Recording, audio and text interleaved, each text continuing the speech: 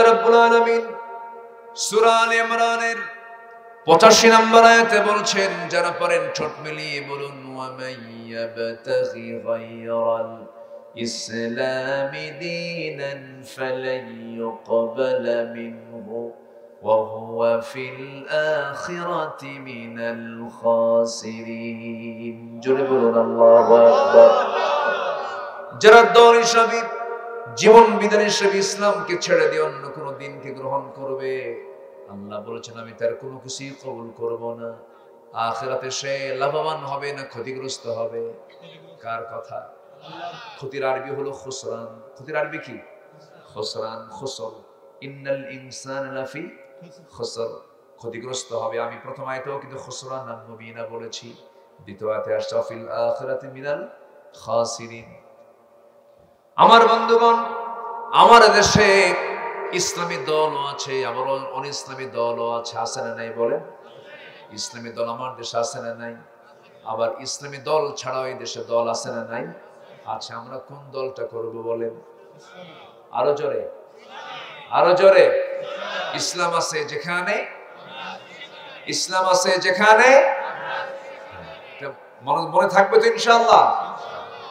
আবার ইসলামী দলের মধ্যে আবার বহু ইসলামী দল আছে, গ্রুপ আছে, আছে কি না? আছে। এখন প্রশ্ন হলো, না আমি দোয়া করে দিই নাকি? এই ছেলে বসা, বসছে। আমার নবীজির পকেটে 3টা জিনিস থাকতো, সবাই পকেটে 3টা জিনিস রাখার চেষ্টা করবেন। 1 নম্বর হলো মিসওয়াক। 1 নম্বর কি বলে? মিসওয়াক। কারণ এই মুখে জিকির করব কার? মুখটা থাকা উচিত দুর্গন্ধ না সুগন্ধ? সুগন্ধ থাকা উচিত।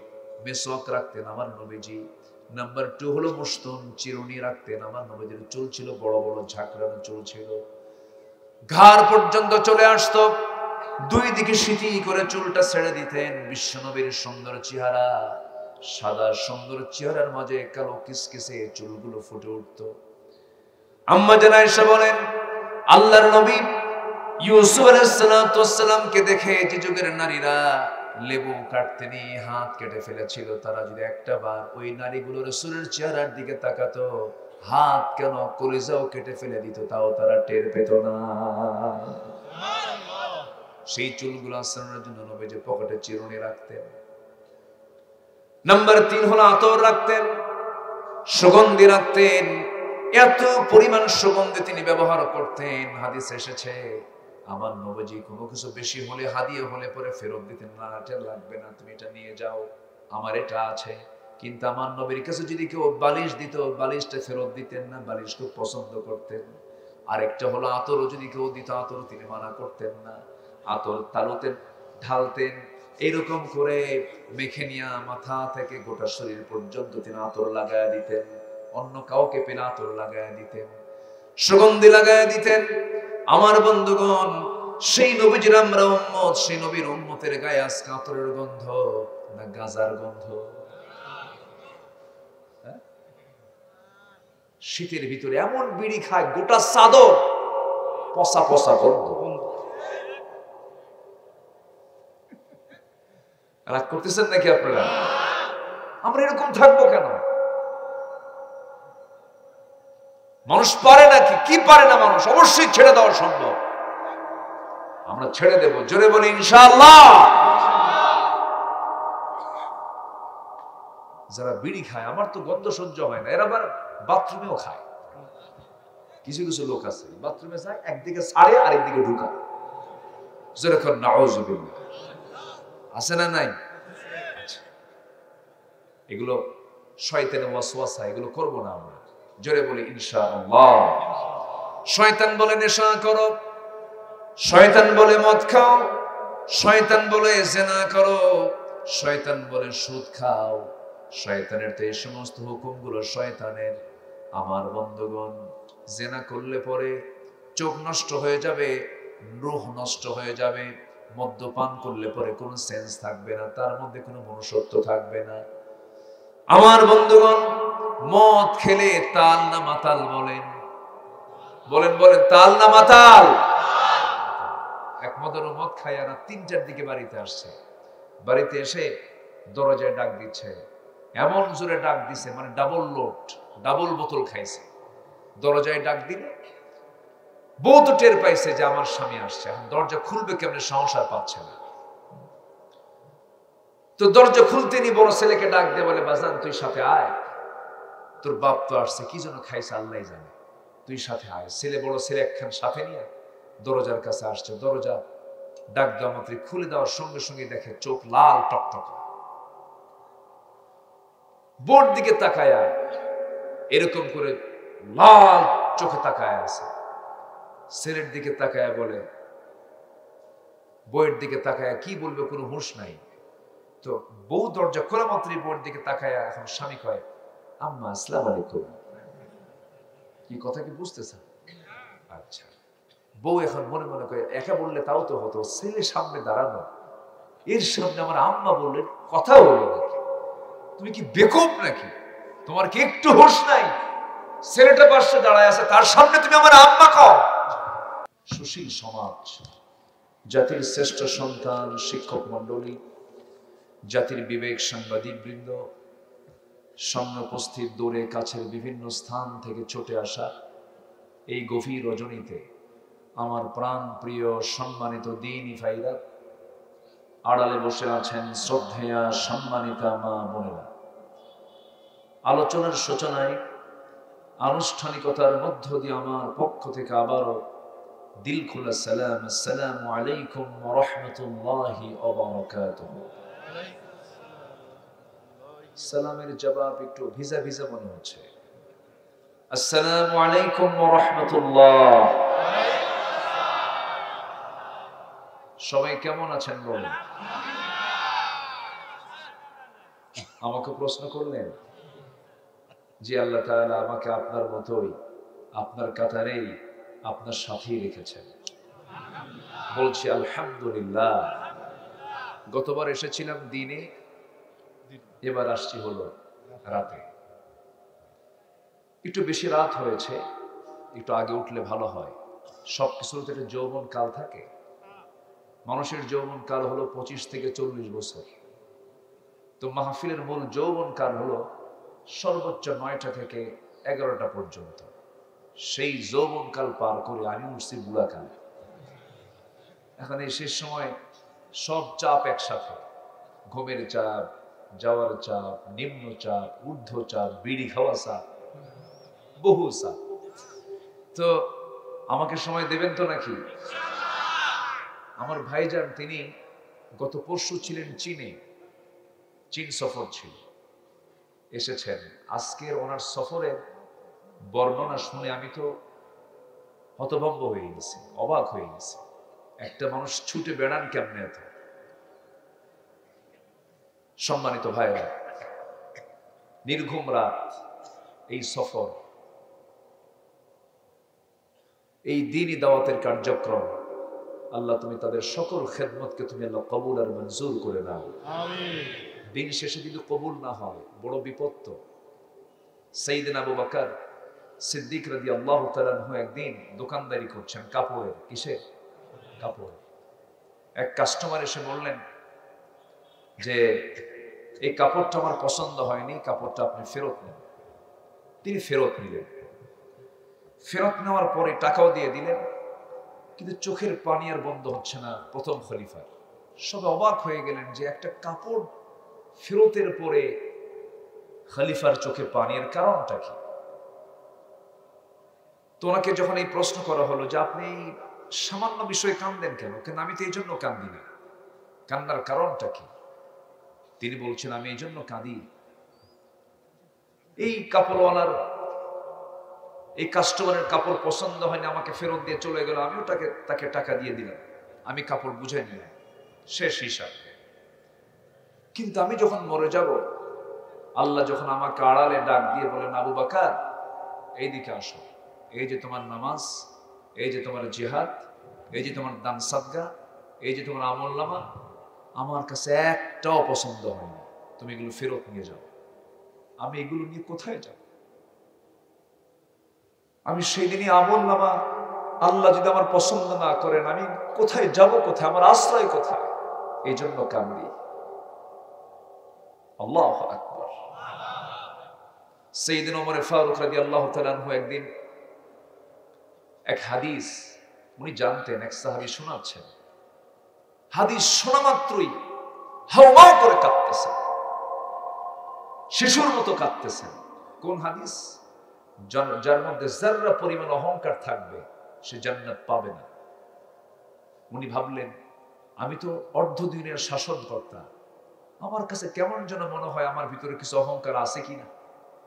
এই জন্য তিনি কাঁদতেছেন আর বলছেন, আকাশের মালিক আল্লাহ, গোটা দুনিয়ার সকল মানুষকে তুমি যদি জান্নাত দিয়া একজনের যদি ঘোষণা দাও যে এই একটা বান্দা জাহান্নামী, আমার মন বলে সেই একজন বান্দার জাহান্নামী মনে হয় আমি ওমরই হব। কি চিন্তা তাদের মধ্যে কাজ করেছে। সম্মানিত ভাইরা, সবচেয়ে বড় বিষয় হলো আমার সকল আমল নামা যেন আল্লাহ কবুল করে। আমিন। জোরে বলি আমিন। আমিন। আমার ভাইজানের বিরুদ্ধে মামলা ছিল কতগুলো জানেন? কতগুলো জানেন? 250। আমি শুনেছিলাম এরকম 250-র মতো মামলা। এরকম মামলা বাংলার জমিন আর কারোই হয় না। 250। বুঝতেছেন কি? সম্মানিত ভাইরা, তারা কোথায় এখন? ফেরাউন বেঁচে ছিল 1600 বছর আর এরা বেঁচে ছিল হলো 16 বছর। সংখ্যার খুব মিল আছে, কিন্তু চরিত্র একই।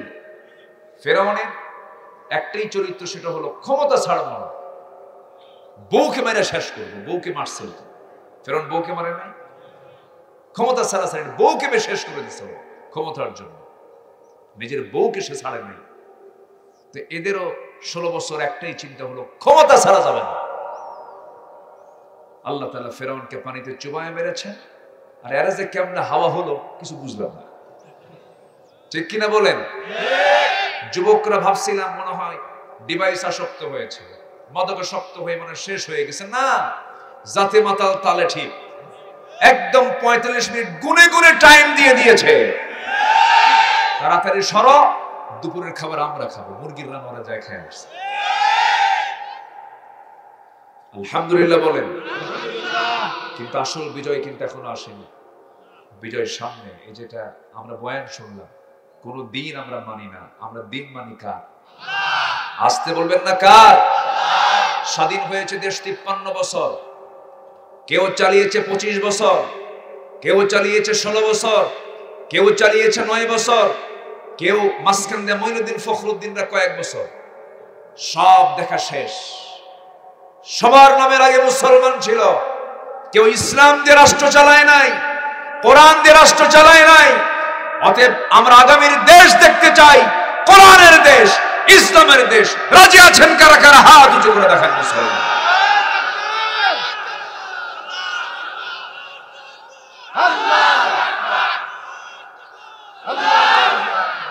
আল্লাহ কবুল করুন।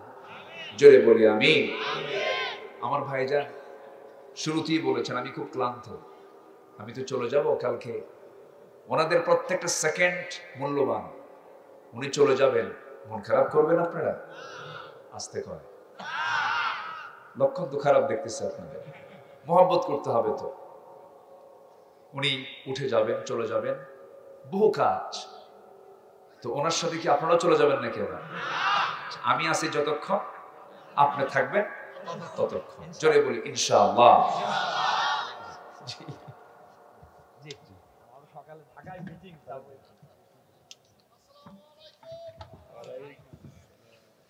সম্মানিত ভাইয়েরা, আসুন আমরা এখন আলোচনার দিকে যাই। আমি এক জায়গা থেকে তেলাওয়াত করেছি, তেলাওয়াতটা শুনেছেন না আপনারা? আমরা সেই তেলাওয়াতের দিকে এখন আস্তে আস্তে যাব। কোরআনের মঞ্চে বসেছি আমরা সময় নিয়ে শুনবো কথা। জোরে বলি ইনশাআল্লাহ। কি হয়েছে? তুলতে হবে, যা আছে থাক না, কোনো সমস্যা নেই। আপনি একটু ইকো বন্ধ করে দেন, ইকো দরকার নেই। আমার দিকে তাকান, থাক। এই হয়েছে, এখন এটার বেশি নয় আরো। এই যে মাইক ম্যান, ঈশার নামাজ হয়েছে? ওদিক হয়নি, ঈশার নামাজ হয়নি। ওয়াজ বেশি শোনে কে বলেন তো?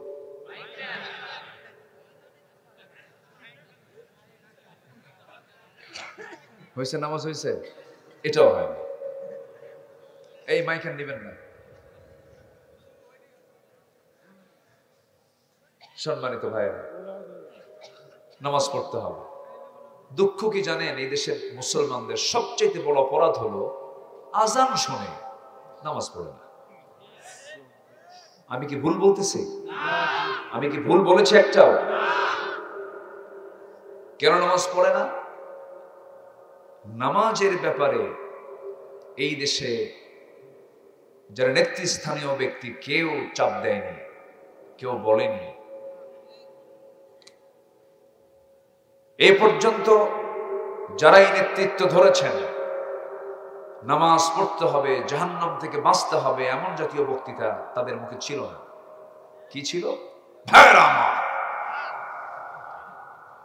অন্ন, বস্ত্র, শিক্ষা, বাসস্থান, চিকিৎসার জন্য এই মৌলিক চাহিদা মানে যা আছে মুখে সব দিয়ে দেয়, কিন্তু কেউ জাহান্নাম থেকে বাঁচার জন্য জাতিকে গাইড করেনি।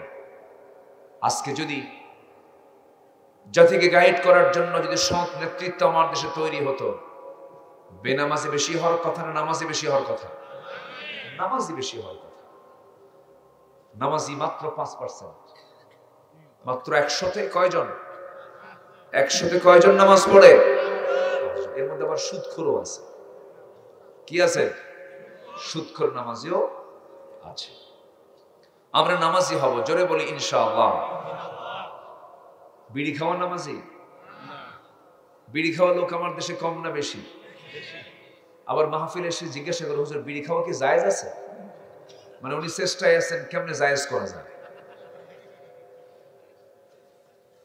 এই 53 বছরে যত বাজেট পাস হয়েছে, সকল বাজেটেই অর্থমন্ত্রীরা বিড়ির দাম কমাইছে না বাড়াইছে?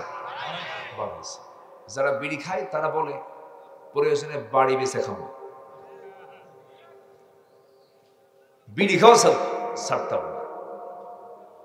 সম্মানিত ভাইয়েরা, সকল নেশা থেকে আল্লাহ তাআলা এই জাতিকে হেফাজত করুন, জোরে বলি আমিন। বিড়ি খাওয়া মিতব্যয় না অপচয়? আস্তে কয় কি, মিতব্যয় না অপচয়? এটা অপচয়ের অংশ। যা খেয়ে স্বাস্থ্য হয় না, যা খেয়ে শরীর ভালো হয় না, যা খেয়ে ক্ষতি হয়, সেদিকে যাবো কেন আমি? আর মাসলা কেন জানবো যেটা খাওয়া জায়েজ না না জায়েজ? কি দরকার? কোন অপচয়ে যাব না, জোরে বলি ইনশাআল্লাহ। অপচয় করে যারা, কি কার ভাই বলেন? এ কি মোল্লার কথা না আল্লাহর কথা? আল্লাহর কথা। অপচয় যারা করবে তারা কার ভাই? শয়তানের ভাই। সম্মানিত ভাইয়েরা, আমি যেখান থেকে তেলাওয়াত করেছি, আল্লাহ রাব্বুল আলামিন বলছেন বন্ধু তো বানাতেই হয়, কিন্তু আল্লাহকে ছাড়া, ইমানদারকে ছাড়া যারা বন্ধু বানাবে তারা ক্ষতিগ্রস্ত হয়ে যাবে। কোরআনের ভাষায় মানুষের 10টা ক্ষতি। কয়টা ক্ষতি বলেন তো? 10টা ক্ষতি। এর মধ্যে একটা হলো, যারা বন্ধু হিসাবে শয়তানকে বন্ধু বানাবে তারা লসে, লাভে না লসে? মানে লাভে না লসে? লাভ না ক্ষতি? বন্ধু আমার শয়তান হবে না আল্লাহ হবেন? আস্তে, বন্ধু আমার শয়তান হবে না আল্লাহ হবেন? আল্লাহ। সূরা নিসা আয়াত নাম্বার 119 এবং 20, এই দুটো আয়াত, আমি দুটো আয়াতকে সামনে রেখে কিছু কথা বলতে চাচ্ছি। ওয়ামা তাওফীকি ইল্লা বিল্লাহ। আল্লাহ রাব্বুল আলামিন বলেন, وَمَن يَتَّخِذِ الشَّيْطَانَ وَلِيًّا مِّن دُونِ اللَّهِ فَقَدْ خَسِرَ خُسْرَانًا مُّبِينًا। জোরে বলুন আল্লাহু আকবার। কোরআনের ভাষায় মানুষের হলো 10টা ক্ষতি। এর মধ্যে 1 নম্বর ক্ষতি হলো, যে বান্দা দুনিয়ার জিন্দেগিতে আল্লাহকে বন্ধু না বানায়া যারা শয়তানকে বন্ধু বানাবে, আল্লাহ রাব্বুল আলামিন বলছেন তারা নিঃসন্দেহে সুস্পষ্ট ক্ষতির মধ্যে নিমজ্জিত। কোনো লাভ তাদের নাই, কারণ শয়তানের পথ অবলম্বন করলে পরে নিশ্চিত তাকে যেতে হবে জান্নাত না জাহান্নাম?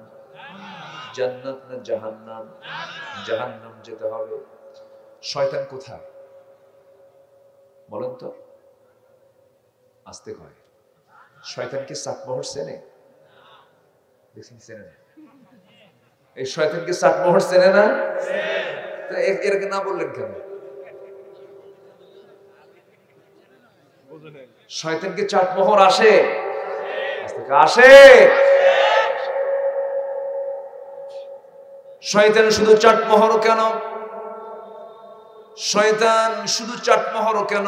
ঈশ্বর দিয়েও চেনে, দাসুরিয়াও চেনে, ভাঙ্গুড়াও চেনে, আমার বন্ধুগণ ফরিদপুরও চেনে, পাবনা সদরও চেনে, সব জায়গা চেনে শয়তান। শয়তান শুধু দুনিয়াও চেনে না, জান্নাতও চেনে। এই দুনিয়াতে আল্লাহ রাব্বুল আলামিন যখন মানুষকে পাঠান নাই, আমার বাপ আদম এবং হাওয়াকে পাঠান নাই, এই দুইজন মিলে দুজনই অবস্থান করেছিলেন দুনিয়াতে না জান্নাতে? জান্নাতের খাবার আমরা খেয়েছি, বলি আলহামদুলিল্লাহ। তাহলে আমাদের পৈতৃক ভিটা, বাপের ভিটা কোথায়? অনেকে চিন্তায় পড়ছে মনে হয় চাটমোহরে। আমাদের বাপের ভিটা কোথায় বলেন? জান্নাত। এটা আমাদের বাপের ভিটা। তো আমরা জান্নাত থেকে এসেছি, জান্নাতের খাবার খেয়ে আমাদের বর্ণি হয়েছে, বলি আলহামদুলিল্লাহ। কম সম কথা না। সেই জান্নাতের ভিতরে আদম আলাইহিস সালাতু ওয়াস সালাম, হাওয়া আলাইহিস সালাতু ওয়াস সালাম দুজন মিলে ভালোই চলছিলেন, কিন্তু ইবলিস করলো কি? সেই জান্নাতের মধ্যে ঢুকে গেল। কোথায় গেছে? জান্নাতের মধ্যে ঢুকে গিয়ে ফাওয়াসওয়াসা লাহুমা, দুজনকে তারা ওয়াসওয়াসা দিয়ে ফেললো। ফাযাল্লাহুমা, দুজনকে তারা পদস্খলন ঘটায়া দিল। ওই নিষিদ্ধ দুনিয়ার দিকে চলে গেলেন। জান্নাতের পোশাক খুলে গেল, জান্নাতে থাকার আর কোনো পরিবেশ থাকলো না।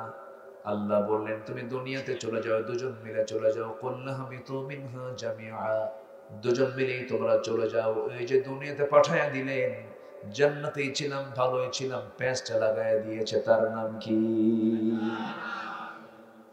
তাহলে শয়তান যদি, ইবলিস যদি জান্নাতে যায়, আমার বাপরে ধরতে পারে, আমার মারে ধরতে পারে, চাটমোহর চেনে না। বড়াল ব্রিজও চেনে, আছে কিনা? কোথায় যেন ট্রেন স্টেশন আছে না? বড়াল ব্রিজ, ভাঙ্গুড়া। হ্যাঁ, আচ্ছা ভাঙ্গুড়া, ওরা আচ্ছা ওটা কি কোনোদিন গড়বে না? সব কেউ ভাঙবেই খালি। নাম তো একটু চেঞ্জ করা দরকার। আর ভাঙসুন না, এটা এখন গড়া দরকার। জি, খুব সুন্দর আপনাদের এলাকাগুলো, খুব ভাল লাগে। আমি এই ট্র্যাডিশনটা খুব কম পাই পাবনা ছাড়া। এত রাতে মানুষ বসে বসে ওয়াজ শোনে, অন্য কোন এলাকায় এটা পাবেনই না আপনি।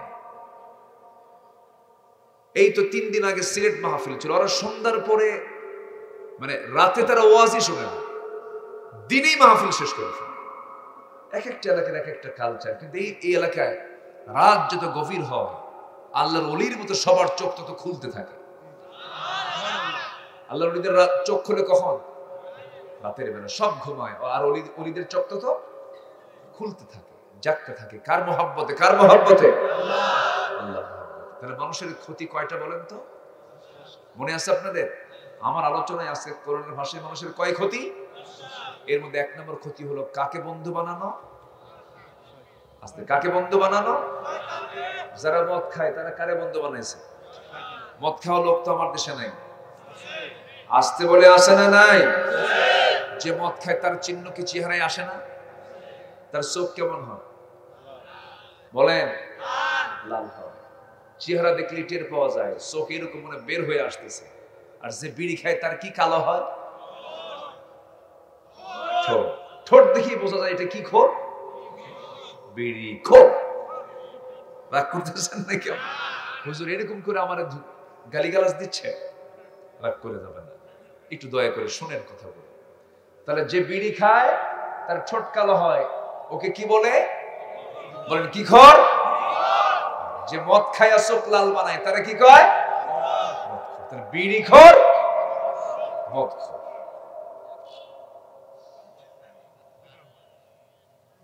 আমি মনে হয় খুব কষ্ট দিচ্ছি আপনাদের। হাই রে, বিড়ির গন্ধ। বিড়ি একখান টান মেরে ধোয়া 3 তলায় পাঠায়। অনেকদিন আগে এক মাহফিলে এক চাচা সামনে দাঁড়ায় বলে, হুজুর আপনি যেভাবে বিড়ির বিরুদ্ধে কথা বললেন, ভালো, সমস্যা নেই, বিড়ি না খাওয়াই ভালো, কিন্তু হুজুর আমি তো থাকতেই পারি না। কেন ফেলে দিছে জানেন? হুজুর আমার কাছে আমি এটা বাদ দিতে পারবো না হুজুর। হুজুর কবরে যে লম্বা সময় কিয়ামত পর্যন্ত আপনারা ওয়াজ করেন থাকতে হবে, ওই জায়গায় কি কোনো প্যাকেট পাওয়া যাবে না? কি চিন্তা ওর ভিতরে, মানে বিড়ির প্রতি তার কি আকীদা হয়ে গেছে, বিড়ি ছাড়া উপায় নেই। হ্যাঁ, কঠিন নেশা, এটা কিন্তু মারাত্মক ক্ষতিকর। সকল নেশাকে হারাম করেছেন তিনি আমার কে? আসতে বলবেন না কে? ইমানদারের জন্য নেশা না করে, এই জন্য ওযু দিয়েছেন, বান্দা ওযু করো, মিসওয়াক করতে দিয়েছেন, মিসওয়াকটা করে নাও। রাসূল বলেছেন আমার উম্মতের যদি কষ্ট না হতো মিসওয়াককে আমি ওয়াজিব বানায় দিতাম। আমার নবীজির পকেটে 3টা জিনিস থাকতো, সবাই পকেটে 3টা জিনিস রাখার চেষ্টা করবেন। 1 নাম্বার হলো মিসওয়াক। 1 নাম্বার কি বলে? মিসওয়াক। কারণ এই মুখে জিকির করব কার? মুখটা থাকা উচিত দুর্গন্ধ না সুগন্ধ? সুগন্ধ থাকা উচিত। মিসওয়াক রাখতেন আমার নবীজি। নাম্বার 2 হলো মুস্তুন, চিরুনি রাখতেন আমার নবীজির। চুল ছিল বড় বড় ঝাঁকড়ানো চুল ছিল, ঘাড় পর্যন্ত চলে আসতো। 2 দিকে সিটি করে চুলটা ছেড়ে দিতেন। বিশ্বনবীর সুন্দর চেহারা, সাদা সুন্দর চেহারার মাঝে কালো কিসকিসে চুলগুলো ফুটে উঠত। আম্মা জান আয়েশা বলেন আল্লাহর নবী ইউসুফ আলাইহিস সালামকে দেখে যে যুগের নারীরা লেবু কাটতে নিয়ে হাত কেটে ফেলেছিল, তারা যদি একটা বার ওই নারীগুলো রাসূলের চেহারার দিকে তাকাতো, হাত কেন কলিজাও কেটে ফেলে দিত, তাও তারা টের পেত না। সেই চুলগুলো আঁচড়ানোর জন্য নবীজি পকেটে চিরুনি রাখতেন। নাম্বার 3 হলো আতর রাখতেন, সুগন্ধি রাখতেন। এত পরিমাণ সুগন্ধি তিনি ব্যবহার করতেন, হাদিসে এসেছে আমার নবীজি কোনো কিছু বেশি হলে, হাদিয়া হলে পরে ফেরত দিতেন না। এটা লাগবে না, তুমি এটা নিয়ে যাও, আমার এটা আছে। কিন্তু আমার নবীর কাছে যদি কেউ বালিশ দিত, বালিশটা ফেরত দিতেন না, বালিশ খুব পছন্দ করতেন। আরেকটা হলো আতরও যদি কেউ দিত, আতর তিনি মানা করতেন না। আতর তালুতে ঢালতেন, এরকম করে মেখে নিয়ে মাথা থেকে গোটা শরীর পর্যন্ত তিনি আতর লাগায় দিতেন। অন্য কাউকে পেলে আতর লাগায় দিতেন, সুগন্ধি লাগায় দিতেন। আমার বন্ধুগণ, সেই নবীজির আমরা উম্মত, সেই নবীর উম্মতের গায়ে আজকে আতরের গন্ধ না গাজার গন্ধ? শীতের ভিতরে এমন বিড়ি খায় গোটা চাদর পচা পচা গন্ধ। রাগ করতেছেন নাকি আপনারা? আমরা এরকম থাকবো কেন? মানুষ পারে নাকি? কি পারে না মানুষ? অবশ্যই ছেড়ে দেওয়া সম্ভব। আমরা ছেড়ে দেব, জোরে বলি ইনশাআল্লাহ। যারা বিড়ি খায়, আমার তো গন্ধ সহ্য হয় না, এরা আবার বাথরুমেও খায়।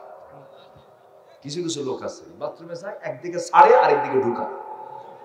যেরকম নাউযুবিল্লাহ আছে না নাই? এগুলো শয়তানের ওয়াসওয়াসা, এগুলো করব না আমরা। জোরে বলি ইনশাআল্লাহ। শয়তান বলে নেশা করো, শয়তান বলে মদ খাও, শয়তান বলে জিনা করো, শয়তান বলে সুদ খাও। শয়তানের তো এই সমস্ত হুকুমগুলো শয়তানের। আমার বন্ধুগণ, জিনা করলে পরে চোখ নষ্ট হয়ে যাবে, রূহ নষ্ট হয়ে যাবে। মদ্যপান করলে পরে কোনো সেন্স থাকবে না, তার মধ্যে কোনো মনুষ্যত্ব থাকবে না। আমার বন্ধুগণ, মদ খেলে তাল না মাতাল বলেন? বলেন বলেন, তাল না মাতাল? এক মদের মদ খায় আর 3টার দিকে বাড়িতে আসছে। বাড়িতে এসে দরজায় ডাক দিচ্ছে, এমন জোরে ডাক দিছে মানে ডাবল লোড, ডাবল বোতল খাইছে। দরজায় ডাক দিলে বউ তো টের পাইছে যে আমার স্বামী আসছে, এখন দরজা খুলবে কেমনে, সংসার পাচ্ছে না। তো দরজা খুলতে নি বড় ছেলেকে ডাক দিয়ে বলে, বাজান তুই সাথে আয়, তোর বাপ তো আসছে, কি জন্য খাইছে আল্লাহ জানে, তুই সাথে আয়। ছেলে বড় ছেলে একখান সাথে নিয়ে দরজার কাছে আসছে। দরজা ডাক দেওয়া মাত্র খুলে দেওয়ার সঙ্গে সঙ্গে দেখে চোখ লাল টকটক, বোর দিকে তাকায়া এরকম করে লাল চোখে তাকায় আছে। ছেলের দিকে তাকায়া বলে, বইয়ের দিকে তাকায় কি বলবে কোনো হুঁশ নাই। তো বউ দরজা খোলা মাত্রই বউয়ের দিকে তাকায়, এখন স্বামী কয়, আম্মা আসসালামু আলাইকুম। কি কথা কি বুঝতেছেন? আচ্ছা।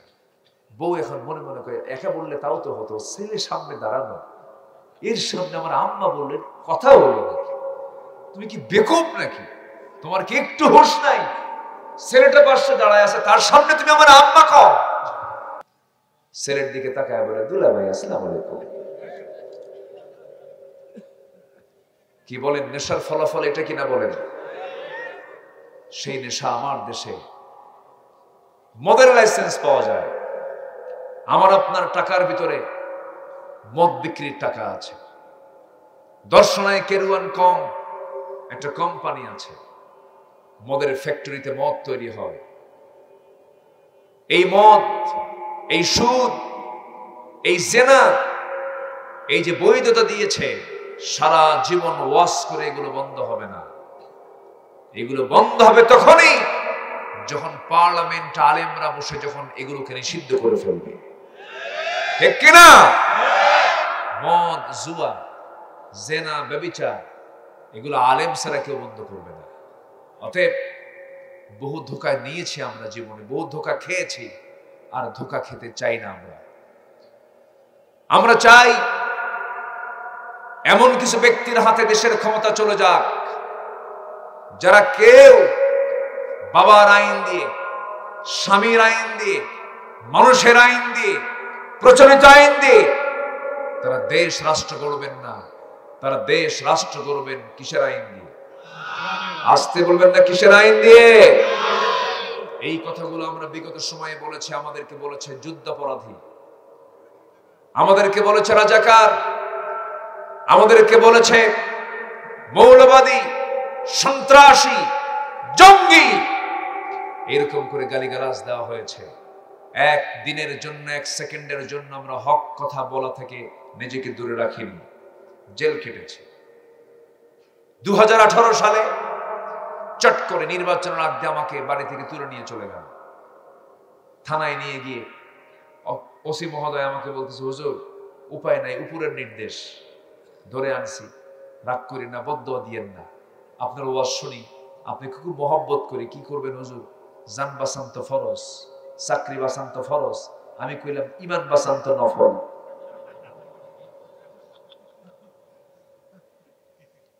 মামলা একখান দিয়ে বলল, হুজুর নির্বাচন পর্যন্ত জেলখানায় থাকে, নির্বাচনটা শেষ হোক, মরা মানুষ এসে ভোট দিয়ে যাবে। কোন মানুষ এসে ভোট দিয়ে যাবে? মরা মানুষ আসছে না, ওরা নিয়ে আসছিল না, মরা মানুষ নিয়ে আসে নাই। তারপরে থাকলাম, জেলখানায় ঢুকলাম, ঢুকেই দেখি এক বুড়া চাচা আমার দেখে লম্বা খান সালাম দিয়ে বলে, হুজুর আপনি জেলখানায় ঢুকলেন? খুব খুশি হয়েছে। আমি বললাম যে আপনি খুশি হলেন কেন? বাবাজি ওয়াজ শুনতে যাই, বহু দূর থেকে ওয়াজ শুনি, মুসাফা করতে পারি না, কথা বলতে পারি না, কাছে আসতেই পারি না, আপনি এত কাছে আসলেন, এ কি দুঃখের সংবাদ নাকি? বসা। খুব খুশি। তো বললাম, চাচা আপনি বুড়া কালে কেন এই জায়গায়? আপনার বয়স 80-85 বছর বয়স, দাঁত নাই, কিছু নাই, চামড়া নাই, সব এই আপনার আসামি বললো কে? বাবা আমি ছোটখাটো আসামি না, আমি বোমা হামলা করছি। কি হামলা করছে? চিন্তা করুন কি নাটকগুলো করেছে তারা, কি নাটক তারা সাজিয়েছে। থানায় মামলা রেডি আছে, আসামি খুঁজে পাচ্ছে না, কাকে আসামি দেবে? কোটা একটা আছে, পূরণ করা দরকার, ফকিররে ধরে নিয়ে কোটা পূরণ করছে। কারে নিয়ে? রাস্তার ফকিররে আসামি বানায় কোটা পূরণ করছে। এরকম নজিরও এই দেশে সৃষ্টি করেছে যারা, জনগণ তাদেরকে প্রত্যাখ্যান করেছে। আসতে বলুন, জোরে বলুন, ঠিক কিনা? এগুলো করা যাবে না। ফেরাউনরা টেকে নাই, নমরুদরা টেকে নাই। নমরুদকে আল্লাহ পাক ন্যাংরা মশা দিয়ে বিদায় করেছে। ফেরাউনকে পানিতে চুবায়া মেরেছেন। এরপরে যুগে যুগে যারাই জুলুমের পথ বেছে নিয়েছে, আল্লাহ তাদেরকে ইতিহাসের আস্থা করে নিক্ষিপ্ত করেছেন, কাউকে রেহাই দেননি। এই জন্য জুলুমের কাছে আমরা যাব না, জোরে বলি ইনশাআল্লাহ। তাহলে আমরা চাই এই দেশে সুদ চালু হোক না যাকাত চালু হোক? বলেন, সুদ না যাকাত? সুদের ফলাফল হলো গরিব আরো গরিব হবে, গরিব আরো গরিব হবে, আর ধনীরা ধনী হবে না। ওরা অশান্তি ভোগ করবে, শান্তি থাকবে না। দেখেন না সালমান এফ রহমান কি অশান্তির মধ্যে আছে, দাড়ি কাইটে বাঁচার চেষ্টা করবে, ঠিক কিনা? শান্তি কারো না, সুদ খায় শান্তি পাবেন? হাজার হাজার কোটি টাকার মালিক খাইতে পারে না, সকালবেলা নাস্তায় বসে ব্রেকফাস্ট, কি ফাস্ট? ব্রেকফাস্টে বসে খাইতে বসে, খাইতে পারে না, সামনে এতগুলো রুটি নিয়ে বসে, 1 কেজি আঙ্গুর, গোটা টেবিল ভরা সব ফলমূল, খাইতে বসে একটা আঙ্গুর খাওয়া মাত্রই পিএস পার্সোনাল সেক্রেটারি বলে, বস আপনার জন্য একটা আঙ্গুরটাই বরাদ্দ, আর খাওয়া যাবে না, খাইলেই ইনসুলিন। কি মারতে হবে? ইনসুলিন নিতে হবে, পারবেন না। একটা খায়, রুটি একখান পুরোটাই নাই, বলে একটার পুরো খাওয়া যাবে না, 4 ভাগের 1 ভাগ, 25 গ্রাম। কয় গ্রাম? 25 গ্রাম খায়, আর রুটির দিকে ছায়া থাকে, আর আঙ্গুরের দিকে ছায়া, কয় হাই রে, টাকা পয়সার মালিক হলাম আমি তো আরেক ফকির, খাইতেই পারি না। আল্লাহ ধনীকে টাকা দেখায়, আর আল্লাহ গরিবরে খাদ্য দেখায়। সুবহানাল্লাহ বলবেন না? ধনীর ছেলে মেয়েও হয় না, 20 বছর তপস্যা করার পর একটা বাচ্চা হয়, তাও 100 কান। আস্তে করে, ঠিক কিনা? হারামের কোন আরাম। আর গরিবের বাচ্চা কম হয় না বেশি হয়? 1 বছর না পার হতে আরেকটা হয়েছে, একসঙ্গে 3টা, একসঙ্গে 4টা। আছে না নাই? কোন অপারেশন লাগে না, কোন সিজারও লাগে না, তরকারি করতে করতে মা হয়ে গেছে। আলহামদুলিল্লাহ বলবেন না? আর ধনীর ওই বউ প্রথম মাস থেকে চেক, ডাক্তার খুব চেকে রেখেছেন, আপনার কিন্তু পজিশন ঠিক নাই, যে কোনো মুহূর্তে একটা সমস্যা হয়ে যেতে পারে।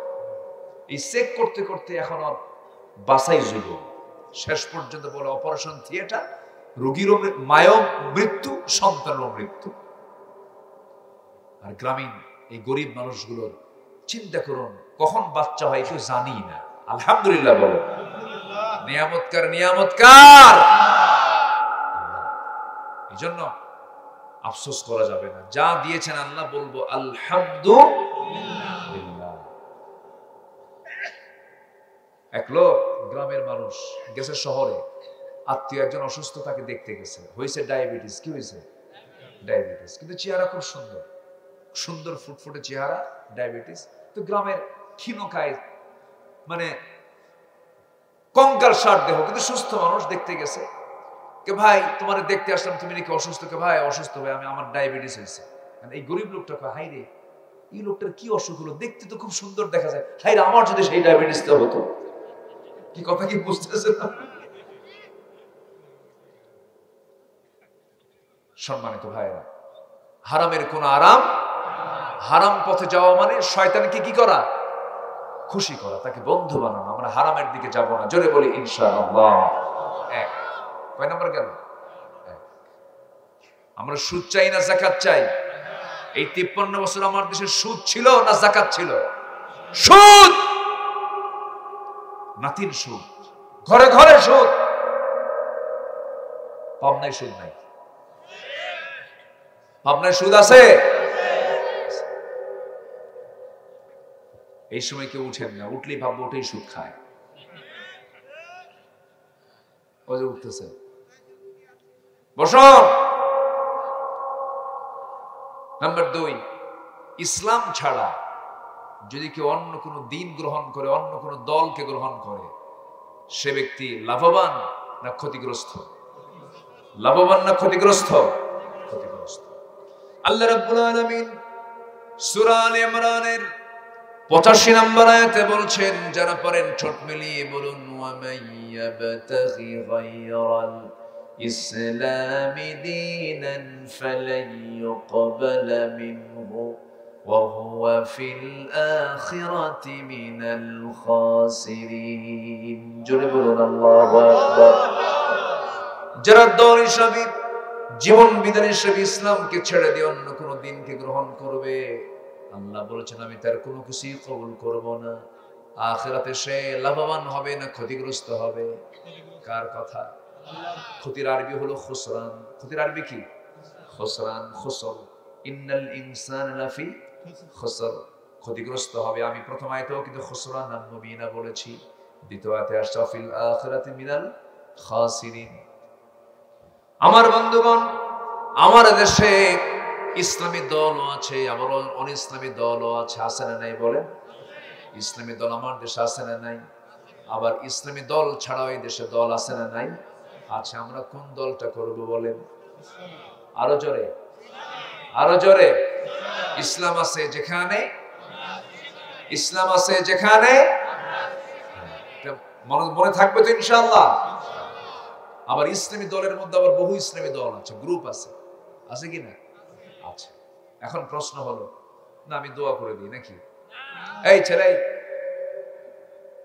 বসা, বসছে, ধমক কিন্তু এটা ধমক না, এটা মহব্বত। কিন্তু আবার রাগ করেন না। ওই বাচ্চা দুধ খায় না, অথবা বাচ্চা ওষুধ খেতে চায় না, মা বলে বাজান খা, জ্বর আসছে 100, খা বাবা খা, আদর করে চুমা দেয়, তাও শোনে না, মুখের মধ্যে ওষুধ দিতেই পারতেছে না, কামড় মেরে ধরে আছে। তখন মা কি করে? খালি ধমক। ধমকে তো কাম হয় না। 2 হাত 2 পা ধইরা শক্ত কইরা মুখের মধ্যে নখ ঢুকায় ওষুধ খা। কি আছে না নাই বলেন তো? কি এটা কি মহব্বত কম না বেশি? বেশি। তো আমার এই ধমকে যেন মন খারাপ করেন নাকি, একটু মহব্বত করে বললাম, একটু বসেন না। আপনারা উঠায় দিয়েছেন আমাকে একটু দেরি কইরা, আমার তো দোষ না, আমি এখানে চলে আসছি 8:30। এখন শেষ হতে, শেষ ক্লাস খুব কষ্ট, বুঝলেন? মানে লেখা থেকে প্রধান বক্তা, মাহফিল এসে হয়ে যায় শেষ বক্তা, খুব কষ্ট এটা। আচ্ছা, তাহলে আমরা দল করব দুনিয়ার না আল্লাহ? অনিসলামী না ইসলামী? আমার দেশে ইসলামী দলের মধ্যে গ্রুপ হলো 53টা। কয়টা? 53টা। কিন্তু 5 আগস্টের আগে, কয়েকদিন আগে, কোন অনিসলামী দল, কোন ইসলামী দল নিষিদ্ধ করেনি, শুধু একটা দল নিষিদ্ধ করেছে। আপনারা কি জানেন?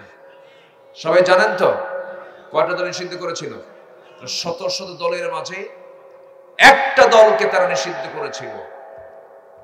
মানুষ হককে না চিনতে পারলেও বাতিল কিন্তু ঠিকই চেনে প্রকৃত হকটা কোনটা, ঠিক কিনা বলেন? ওরা কিন্তু খুঁজে ঠিকই বের করেছিল। অঙ্ক বুঝে নেন, অঙ্ক জেনে নেন।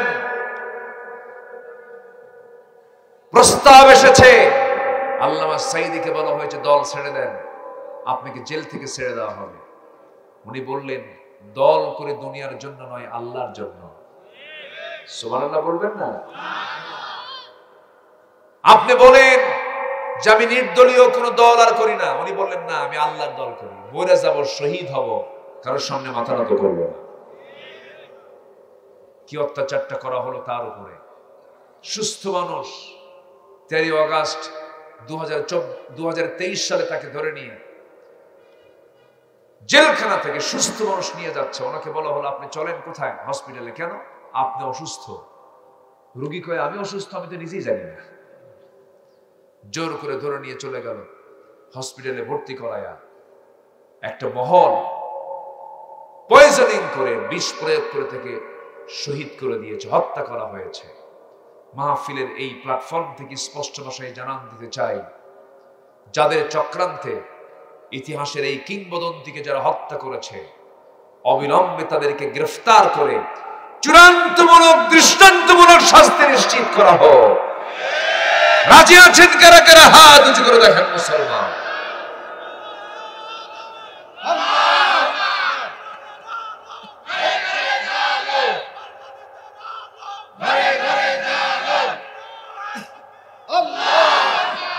ইসলামের শত্রুরা, ইসলামের শত্রুরা আলেম ওলামা যেখানে,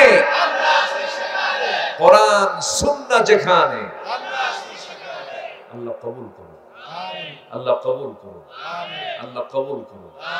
ইসলাম কার? ইসলামটা কার? আর ইসলাম ছাড়া যা পৃথিবীতে সব কার? শয়তানের। বলেন কার? ইসলাম ছাড়া যে দল সবগুলো কার দল? ক্লিয়ার কথা? কথা ক্লিয়ার? এটা যেন মনে থাকে। মাহফিল এসে সব ঠিক হয়ে যায়, কিন্তু বের হলে আমাদের সব মাথা বেঠিক হয়ে যায়। মাহফিলে যখন প্রশ্ন করি মা বড় না বউ বড়, মা বড়। বাড়িতে গিয়ে বউ বড়। ঠিক আছে না? হ্যাঁ হ্যাঁ, ও এখানে তার বউ নাই, বাড়িতে গেলে তুই বউ ছাড়া উপায় নাই। কি মুসিবত! অনেক মুরব্বীরা কত কষ্ট করে চোখের পানি ফেলে ফেলে কান্দে, আফসোস করে, হারে সন্তানগুলো বড় করলাম, এই বুড়া বয়সে রান্না করে খাওয়ায় না। নাটোর এক মাহফিলে 72 বয়সে এক বৃদ্ধা নারী, বৃদ্ধা মা আমাকে একটা চিঠি লিখেছেন হাতে। বলছে, হুজুর আমার তিনটা ছেলে বিয়ে করেছে, একটা মেয়ে বিয়ে দিছে। আমার মাঝখানে ঘর, চতুর্পার্শ্বে ওদের ঘর, বউ বাচ্চা আছে, 3 ঘরের 3 রান্না হয়। সে রান্নার গন্ধগুলো আমার নাকে এসে ধাক্কা খায়। আমি নিজের রান্না নিজে করি, হুজুর আপনি দোয়া করবেন আমার বাচ্চাদের দিল যেন নরম হয়। এগুলো চিত্র তো মনে হয় পাবনাতে নাই। আসতে বলবেন না, আছে না নাই? মাকে ভাগ করে নেয়, তুই 3 দিন ও 3 দিন। মা খালি দৌড়াদৌড়ি করে, ওর বাড়ি 3 দিন, ওর বাড়ি 3 দিন, ওর বাড়ি 3 দিন। কি চিত্র এগুলো! কেন এগুলো হবে? আমার বাবা আমার মা যার ঘরে ইচ্ছা সেই ঘরে যাবে, ঠিক কিনা? এগুলো কেন? মাসে ভাগ করে নেয়, আমি 7 দিন 8 দিন থাকলেই কয় তুমি চেনো না, ওই বাড়ি চেনো না। বেকুব, থাপড়ায় সোজা করা দরকার বেদবগুলোকে। তুমি বাপরে এই কথা বলতে পারো, মার এই কথা বলতে পারো? 7 দিন পার হয়ে গেছে, 8ম দিনে বলে ওই ছেলে চেনো না তুমি? অযোগ্য সন্তান এগুলো। রাগ করতেছেন নাকি? বুকটা ফেটে যায়। হ্যাঁ, কি হয়েছে? কি বলেন? কি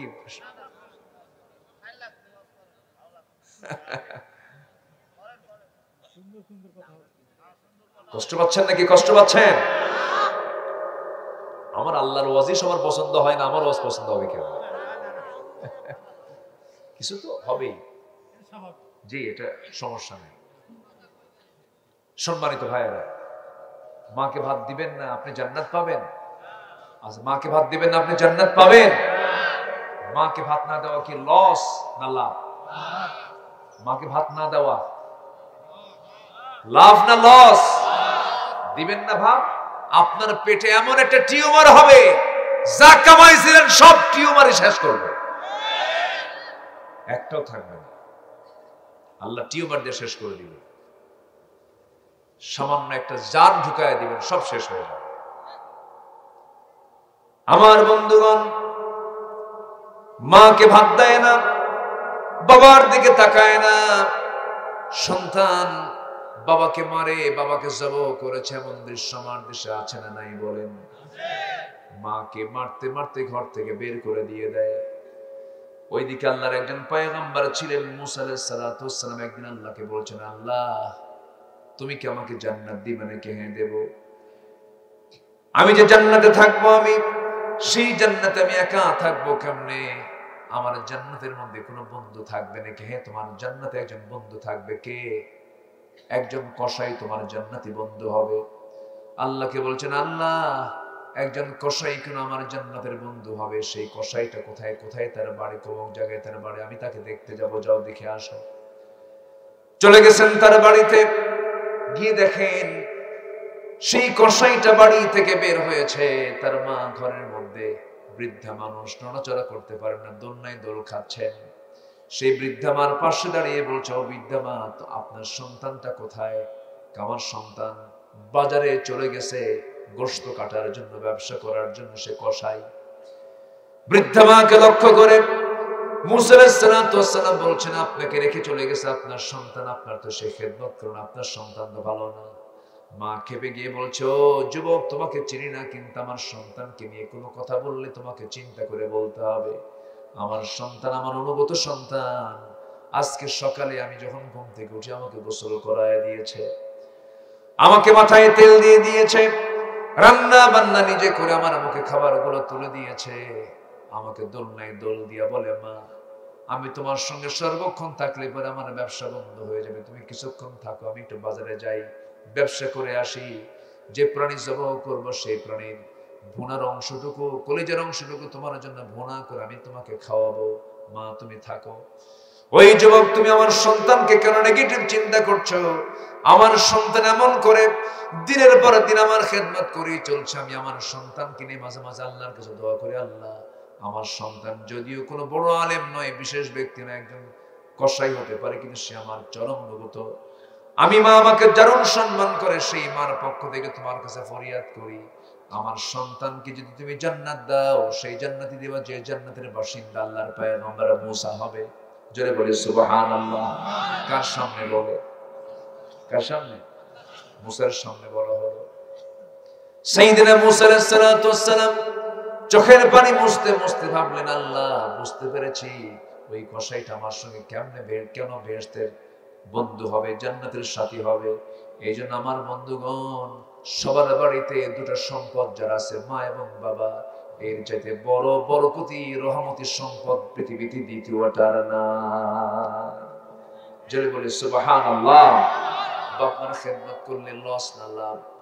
খেদমত না করলে পরে লাভ না লস? লস হয়ে যাবে, জান্নাত আমার জন্য হারাম হয়ে যাবে। কারণ আব্বা আম্মা এমন একটা পদের নাম, আব্বা আম্মা যদি দুনিয়ার জিন্দেগিতে কোনো সন্তান নিয়ে গ্রিন সিগন্যাল দিয়ে বলে আমার সন্তানটা ভালো, ওই বান্দার যদি একটু ঈমান থেকে যায়, ওই বান্দা জান্নাতি। জোরে বলি সুবহানাল্লাহ। নাম্বার 3 হলো আল্লাহর সঙ্গে দৃঢ় অঙ্গীকার কখনো ভঙ্গ যদি কেউ করে ফেলে। আল্লাহর সঙ্গে আমার কি অঙ্গীকার হয়েছে? 1 নম্বর অঙ্গীকার হলো, আমরা যখন রূহের জগতে ছিলাম, আমাকে প্রশ্ন করা হয়েছিল, আলাস্তু বিরাব্বিকুম, আমি কি তোমার রব নই? সেই দিন রূহের জগতে আমরা সবাই স্বীকৃতি দিয়েছি, হ্যাঁ তুমি আমার রব। এই কথা যদি আমাদের মনে নাই, কিন্তু আমরা বলেছি কিনা বলেন? বলেছি কিনা? সাক্ষী দিচ্ছে কে বলেন? কোরআন সাক্ষী দিয়ে দিচ্ছে, কোরআন সাক্ষী দিয়ে দিচ্ছে। আমরা রূহের জগতে সাক্ষী দিয়ে এসেছি, আমরা রূহের জগতে রবুবিয়তের ঘোষণা দিয়ে এসেছি। আমরা যখন তখন দুনিয়া থেকে বিদায় নিয়ে নেব। আমার ভাইয়েরা, আমার বন্ধুগণ, দুনিয়াকে ক্ষতিগ্রস্ত করা যাবে, আখিরাতকে ক্ষতিগ্রস্ত করা যাবে না। দুনিয়ার কোনো সম্পর্ক করতে গিয়ে ঈমানকে ধ্বংস করা যাবে না। আল্লাহর সাথে যে দৃঢ় অঙ্গীকার করেছি, সে অঙ্গীকার যদি ভঙ্গ করে, আল্লাহ রাব্বুল আলামিন সুন্দর করে বুঝায় বলছেন, আল্লাযীনা ইয়ানকুদুনা আহদাল্লাহি মিন বা'দি মিসাকিহি ওয়া ইয়াকতাউনা মা আমারাল্লাহু বিহি আইয়ুসাল ওয়া ইউফসিদুনা ফিল আরদি উলাইকা হুমুল খাসিরুন। জোরে বলুন আল্লাহু আকবার। আল্লাহর অঙ্গীকার যারা ভঙ্গ করবে, আল্লাহর নির্দেশকে যারা অমান্য করবে, আল্লাহ রাব্বুল আলামিন বলেছেন আমার জমিনে যারা ফাসাদ সৃষ্টি করবে, এরাই হলো ক্ষতিগ্রস্ত, ক্ষতির মধ্যে নিমজ্জিত। আমরা ক্ষতির দিকে যাব না, আমরা কল্যাণের দিকে থাকবো। জোরে বলি ইনশাআল্লাহ। আরো জোরে বলি ইনশাআল্লাহ। আমার বন্ধুগণ, আমার নবীজি যে যুগে এসেছিলেন, সেই যুগের মানুষগুলো চরম ক্ষতির মধ্যে নিমজ্জিত ছিল। ওই যুগের মানুষগুলো এত খারাপ ছিল যে একটা ভাঙ্গা পাতিলকে কেন্দ্র করে যুগের পর যুগ যুদ্ধ লাগায় রাখতো। আমার বন্ধুগণ, এমনকি নিজের বাবা বিয়ে করেছে একজন মহিলাকে, বাবার বউ মানে হলো মা। আমার বন্ধুগণ, ওই যুগের মানুষ এত জঘন্য ছিল, নিজের মাকে পর্যন্ত বিয়ে করতো। যেরকম নাউযুবিল্লাহ। সেই মানুষগুলোকে, সেই ক্ষতি থেকে ওই বান্দাগুলোকে বের করে এনে তাদেরকে জান্নাতের রাস্তা দেখায় দিয়েছেন আমার নবীজি। কোন জাদু মন্ত্র দিয়ে নয়, একমাত্র কি দিয়া? সেই কোরআন আজও আছে না নাই? বলেন, আসতে বলবেন না, আছে না নাই? আছে। সেই কোরআন ঠিকই আছে, কিন্তু আমরা প্রস্তুত নই। আমরা ভালো করে আজ পর্যন্ত আমরা ঈমান আনতে পারি নাই। আমার বন্ধুগণ, যখন রাসূল কোরআন পেয়েছেন তখন তিনি সফল হয়ে গেছেন। কোরআন আমাদের সামনে থাকার পর আমরা সফল হচ্ছে না কেন? এর অন্যতম কারণ হলো আমাদের মধ্যে সেই যোগ্যতা আমরা এখনো পয়দা করতে পারি নাই। যেমন করে ইমানদার সাহাবীরা তৈরি করেছিলেন, যদি কোনো বান্দা ভালো করে ঈমান আনতে পারে, আমলে সালেহ করতে পারে, আল্লাহ রাব্বুল আলামিন নিজে ওয়াদা করছেন, লা ইস্তাখলিফান্নাহুম ফিল আরদ, আমি আল্লাহ নিজে তাদের হাতে খেলাফতি দিয়ে দেব। জোরে বলি সুবহানাল্লাহ। অনেক রাত হয়ে যাচ্ছে, কি করি? কষ্ট হচ্ছে আপনাদের? বলি আলহামদুলিল্লাহ। আমার আব্দুল আজিজ ভাই কোথায় আছে? তো না, আলহামদুলিল্লাহ। সম্মানিত ভাইয়েরা, আমার নবীজি একদিন বসে আছেন, সেই যুগটা কত নোংরা যুগ ছিল দেখেন। রাসূল সেই নোংরা যুগ থেকে বের করে আনলেন সাইয়েদনা আবু বকর, ওমর, ওসমান, আলীর মতো জগৎধন্য ব্যক্তিদেরকে। আল্লাহু আকবার। সাইয়েদনা ওমর ফারুক রাসূলের হাতে আগে বায়াত গ্রহণ করতে গেছেন, দিন গ্রহণ করতে গেছেন, রাসূলকে মারতে গেছেন। মারতে গিয়ে পারেন নাই। তিনি পরাজিত হয়েছেন কোন কিতাবের কাছে? কোরআনের কাছে। তিনি হেরে গেছেন। কোরআন যখন তিনি পেয়েছেন আর পারলেন না, বরঞ্চ নবীর পায়ের কাছে তরবারি রেখে বলেন, ইয়া রাসূলুল্লাহ, আজকে থেকে আপনার যারা ক্ষতি করতে চাবে এই তরবারি তার ফয়সালা করে দেবে। আল্লাহু আকবার। একমাত্র পরিবর্তন হয়েছে এই কোরআন দিয়ে। এই কোরআনকে আমরা আত্মস্থ করার চেষ্টা করব। জোরে বলি ইনশাআল্লাহ। আমার নবীর সামনে এক সাহাবী কান্দে আর বলে, হুজুর, আমি তো ঈমান এনেছি, কিন্তু আমার বুকে বড় দুঃখ। কি? তুমি কি করেছো বলো? সাহাবী বলেছেন, হুজুর, আমার কি সব গুনাহ মাফ হবে? অবশ্যই তোমার সব গুনাহ মাফ হয়ে গেছে তুমি দিন গ্রহণ করার জন্য। সব গুনাহ মাফ হলো, আমার মনে একটা গুনাহ মাফ হবে না। রাসূল বলেন, তুমি কি গুনাহ করেছো? হুজুর, নিজের হাতে নিজের মেয়েকে খুন করেছি। আল্লাহর দয়াটা কত বড় দেখেন। তুমি খুন করেছো? হ্যাঁ, খুন করেছি। কেমন করে খুন করেছো বলো? নবীর সামনে বসে গেলেন, হুজুর, আমার স্ত্রীর পেটে যখন বাচ্চা 6 মাস বয়স, আমি বউটাকে বললাম, যাও তুমি তোমার বাবার ঘরে চলে যাও, সন্তান যদি ছেলে হয় নিয়ে আসবে, মেয়ে হলে পরে জীবন্ত পুঁতে হত্যা করবে, আমাকে বলার দরকারই নেই। কি জিহালাত ছিল সেই যুগে। সন্তানটা মেয়ে হয়েছে, স্বামীকে না জানায়া অন্যের ঘরে ধীরে ধীরে বড় করেছে। 6 বছর হয়ে গেছে হুজুর। সন্তানটার বয়স যখন 6 বছর হলো, ওই সন্তানটা আমার চোখের সামনে একদিন ধরা পড়ে গেল। চট করে হাতটা ধরে ফেললাম, বউয়ের সামনে নিয়ে আসলাম। বউটা কান্দে আর বলছে, আমার স্বামী গো, আপনি যে সন্তানের পরিচয় চাচ্ছেন, এই সন্তানটা আমাদের, এই সন্তান আমাদের ঔরস থেকে এসেছে। আমি প্রচন্ড ক্ষেপে গেলাম, রেগে গেলাম। মনে মনে চিন্তা করলাম, এই সন্তানকে আমি কেমন করে দুনিয়া থেকে বিদায় করে দেবো, একে বাঁচাবো না। ফোন দিয়ে টালাম। আমি আমার সন্তানের সঙ্গে অভিনয় শুরু করলাম। সন্তানকে কোলের মধ্যে নিয়ে বললাম, সন্তান রে, তুই আমার অত্যন্ত কলিজার টুকরা সন্তান। মেয়েটা খুশি হয়ে বলে, মা, তুমি আমার বাবার সঙ্গে দেখা করতে মানা করেছিলে, কিন্তু আমার বাবা তো খুব ভালো মানুষ, আমাকে কত সুন্দর আদর করে। হুজুর, ঠান্ডা মাথায় খুলি বনে গেলাম। 24 ঘন্টা গেল না, পরের দিন সকালবেলা বললাম, মা, তোমাকে তোমার নানির বাড়ি নিয়ে যাব। এই কথা বলে অভিনয় করে এই কথা বলে আমি আমার মেয়েকে সাজগুজ করে নিয়ে রওনা করলাম। সামনের দিকে যেতে নিয়ে নানির বাড়ির দিকে না গিয়ে আমি চললাম জঙ্গলের দিকে। আমার মেয়েটা বারবার বলছে, বাবা, আমার মার সঙ্গে আমি এই দিক দিয়ে গেছি, যতবার গিয়েছি, তুমি এই দিকে যাও কেন? মেয়েটার চক্ষু ছোট হতে চলছে। আমি কিচ্ছু বললাম না। জঙ্গল পার হয়ে গেলাম। কোনো কথা না বলে আমি কোদাল দিয়ে গর্ত খনন শুরু করে দিলাম। আমার মেয়েটা আস্তে করে বলছে, বাবা, নানির বাড়ি কখন যাবে? আমি কিচ্ছু বললাম না, কোনো কিছুই বললাম না। চুপ মেরে মেরে গর্ত খনন শুরু করে দিয়েছে। গর্ত খনন শেষ হয়ে যাচ্ছে। হুজুর, আমার দাড়ির মধ্যে মাটিগুলো সিটে সিটে আসতেছে, সিটকে পড়ে। আমার মেয়েটা ছোট্ট নখ দিয়া, হাত দিয়া খিরাল করে করে সেই মাটিগুলো সরায় দেয় আর বলে, তুমি নানির বাড়ি কখন যাওয়া? কিচ্ছু বললাম না। আমার শরীরের ঝরা ঘামগুলো গামছা দিয়ে মুছে মুছে দিয়ে আর বারবার প্রশ্ন করে, বাবা, নানির বাড়ি কখন যাবে? কিচ্ছু বললাম না। আমি আর ভিতরে এমন জিহালাত কাজ করেছে, এমন পাশবিকতা কাজ করেছে। মেয়েটাকে বললাম, মা, দেখো তো গর্ত খননটা কেমন হয়েছে। মেয়েটা হুজুর একটা মুচকি হাসি মারলো, গর্তের কিনারায় গেল, দেখতে নিল। আমি পিছন দিকে চলে আসলাম। দিলের মধ্যে কোনো মায়া কাজ করলো না, পাষাণ হৃদয় হুজুর আমার। পিছন দিক থেকে এমন জোরে ধাক্কা মারলাম, এক ধাক্কায় বাচ্চাটা গর্তের মধ্যে পড়ে গিয়া চিত হয়ে দুটো হাত এক জায়গায় করে বলছে, বাবা, বুঝতে পেরেছি আমার মার কথাই সত্য, তুমি আমাকে মারার জন্য আমি দুনিয়াতে মেয়ে হয়ে জন্ম নিয়েছি। বাবা তুমি আমাকে মেরে ফেলবে আমি জানি, কিন্তু আজকে একটা বারের জন্য তোমার কাছে করজোড়ে মিনতি জানাই, একটা বারের জন্য তুমি আমাকে বাঁচায় দাও। প্রয়োজনে ভিক্ষা করে খাবো, কিন্তু তোমার সামনে আমি আমার চেহারা কখনো দেখাবো না।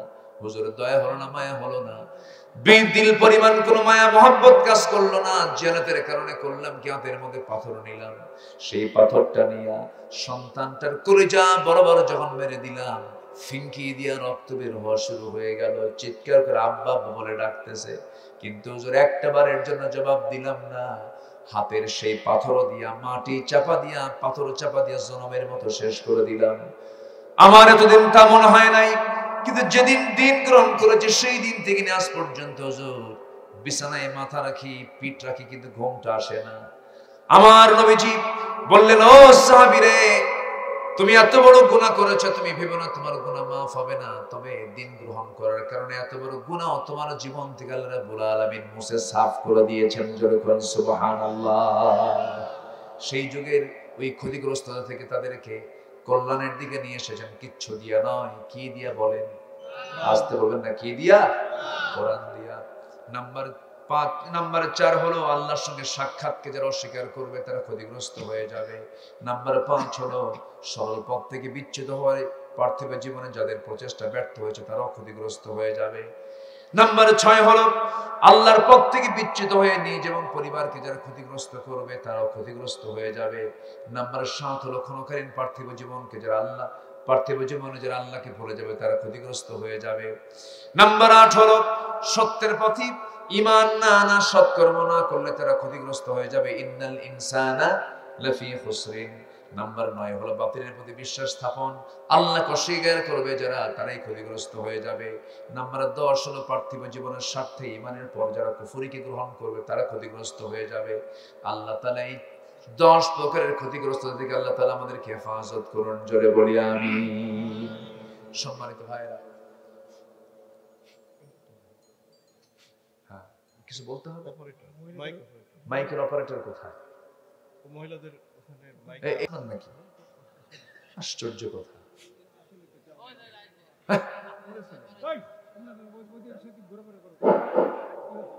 ওই যে মহিলাদের ওখানে আওয়াজ যাচ্ছে না, ঠিক করে দিয়ে আসতে পারবেন? জি বসো, পিছনে রয়েছে, একটু মেহেরবানি করে বসো।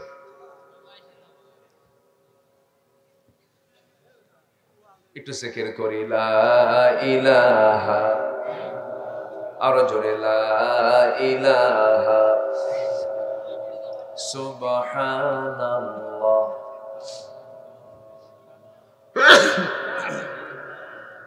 আরো জোরে লা ইলাহা, লা ইলাহা ইল্লাল্লাহ, লা ইলাহা সুবহানাল্লাহ ওয়ালহামদুলিল্লাহ,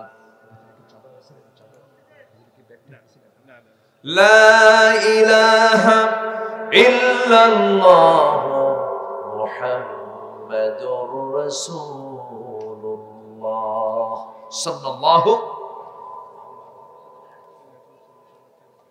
সম্মানিত ভাইরা, বহু আগে, কেউ উঠবেন না, সবাই বসুন দয়া করে, কেউ না নড়াচড়া করি। আমার আব্দুল আজিজ ভাই বহু আগে আমার হাতে একজন ভাই 40,000 টাকা এই কবরস্থানের জন্য দান করেছিল। জোরে বলি আলহামদুলিল্লাহ। লিটন ভাই জমির জন্য না, জমির ক্রয়ের জন্য তিনি 1 শতক জমির দাম না, 1 শতক জমির দাম তিনি দিয়েছেন, তার জায়গা তিনি বরাদ্দ করেছেন কবরস্থানের জন্য। যদি কেউ এরকম করে কেউ দিতে পারেন, আমি লম্বা সময় আর নেব না, অনেক রাত হয়েছে, অনেক ভাইরা বসে আছেন, একটু মেহেরবানি করে, হ্যাঁ অনেকে দিয়ে গেছেন, একটু ব্যাগ দিলে কেমন হয়? ব্যাগ একটু ব্যাগ দেন না, একটু ভিতরে ব্যাগটা দিয়ে দেন, হ্যাঁ একটু ব্যাগটা দিয়ে দেন মেহেরবানি করে, সবাই দিবেন ইনশাআল্লাহ। জিকির করি লা ইলাহা, মুজাফফর হাসি দিয়েছেন 2000 টাকা, আল্লাহ কবুল করুন। সুবহানাল্লাহ আলহামদুলিল্লাহ লা ইলাহা, লা ইলাহা সুবহানাল্লাহ লা ইলাহা, আরো জোরে সুবহানাল্লাহ।